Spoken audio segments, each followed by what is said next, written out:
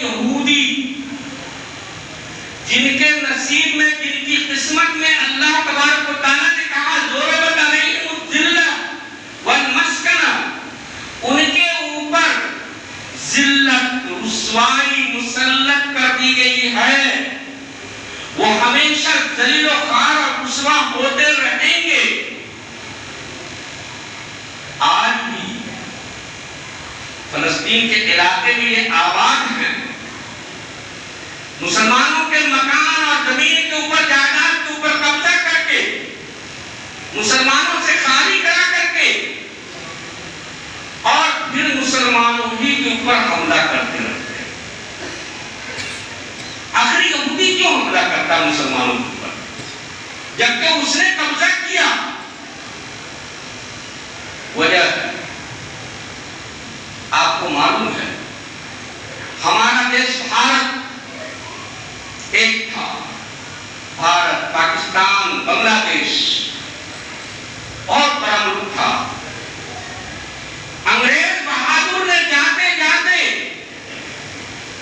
ایک ایسی بیج کو بو گیا کہ ہمیشہ یہ ممالک، یہ لوگ آپس میں ٹکراتے رہتے ہیں۔ بھارت کو دو پارٹ میں بانٹ دیا کہ دونوں آپس میں لڑتے رہیں اور ہم اپنی داغ لگاتے رہیں۔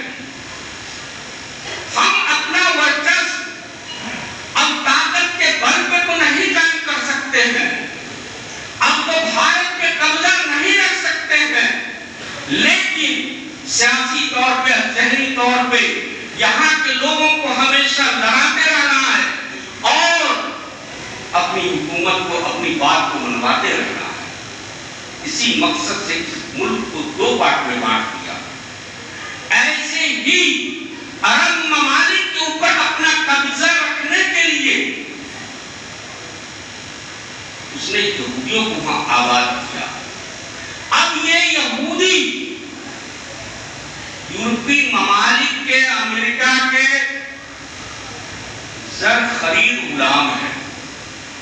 غلامیت کا زمانہ ختم ہو گیا، لیکن یہودیوں کو ان لوگوں نے غلام بنا دیا۔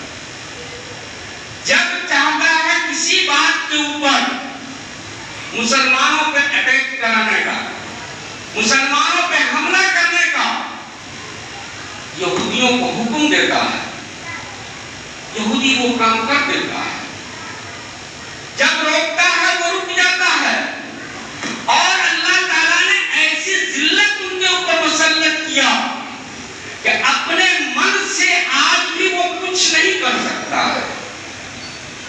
ورنہ دنیا کا ہر ملک، ہر آدمی یہ چاہتا ہے کہ ہم آپس میں صلح اور امن اور شانتی کے ساتھ رہیں۔ ہم بچیں گے اس شکل میں کہ ہم دوسروں کو بھی بچائیں گے۔ تب اگر ہم دوسروں کو ماریں گے تو دوسرا بھی ہمیں مارے گا۔ دوسرے کی زندگی بچاؤ، اپنی زندگی بچے گی۔ جیو اور جینے دو، اس فارمولہ پر اس کے پاس بھی سمجھ ہے عمل کرنا، لیکن یہ ممالک ان کو عمل نہیں کرنے دیتے، اس لیے ان کے غلام ہیں۔ اور حقیقت یہ ہے یہودیوں کے اوپر بہت بڑا ہٹلر نے ظلم کیا، تو جرمن میں کیا۔ جرمن کی اب حکومت بھی نہیں رہی، دو حصہ میں بانٹ دیا گیا، ایک حصہ پر انگریز کا قبضہ ہوا، ایک حصہ پر روس کا قبضہ ہوا، اتحادیوں نے بانٹ لیا، ہٹلر بھی نہیں رہا۔ انصاف یہ کہتا تھا کہ جرمن ہی کے اندر ایک علاقہ یہودیوں کو دے دیا جاتا اور وہیں اس کو آباد کیا جاتا۔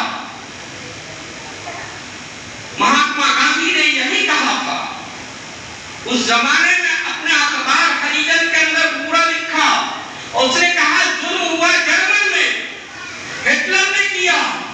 اب ہٹلر بھی نہیں، ہٹلر کا ملک بھی نہیں ہے، تو دوا بھی جرمن ہی میں ملنی چاہیے ان کو، جرمن ہی میں ایک علاقہ ان کو ملنا چاہیے اور وہاں آباد کیا جانا چاہیے۔ لیکن مقصد تو تھا یہ کہ ہمیشہ یہودی ذلیل ہیں، یہودیوں کو اوپر ہمارا کنٹرول رہے، حکم چلے، اور اس کے ذریعے سے مسلمان ممالک کو بھی ہم اپنے کنٹرول میں رکھیں۔ اب آپ کہیں گے کہ یہودیوں سے عیسائیوں کو کیوں اتنی نفرت ہے؟ تو ہم آپ کو دیکھتے ہیں ہمارے ملک کے اندر کچھ قومیں اور برادریاں اور ذاتیں ایسی ہیں جن کو اسی کے ماننے والے لوگ اچھوت سمجھتے ہیں، ناپاک، گندا سمجھتے ہیں۔ ایسی ہی پوری دنیا کا عیسائی یہودیوں کو اچھوت مانتے ہیں، یہودیوں کو ناپاک اور گندا مانتے ہیں۔ تو ظاہر بات ہے جس کو اچھوت مانے اس کے بھلا کے لیے کبھی نہیں سوچ سکتا ہے، اسے سب بات دکھا کر کے اس کا استحصال ہی کیا جا سکتا ہے۔ آج بیت المقدس پہ قبضہ کر لیا یہ، اس کے بعد مسلمانوں کے اوپر روز بروز مظالم، اور ابھی جو بھی ہو رہا ہے فلسطین کے اندر، غزہ پٹی کے اندر، یہودیوں کے باپ کا مجال نہیں ہے کہ وہ سب کچھ کر لے۔ یہ سب امریکہ، انگلینڈ، فرانس، جاپان، آسٹریلیا وغیرہ کی وجہ سے، اور یہ تمام ممالک ہتھیار اور خبریں ایجنسیوں کی جو ہوتی ہے، طریقے، ہر کچھ سپلائی کرتے رہتے ہیں، اور پیسہ کا تو انبار لگایا ہوا ہے۔ پیسہ لو، اور یہودی پیسے کا بھوکا ہوتا ہے، پیسہ لو، جان کماؤ۔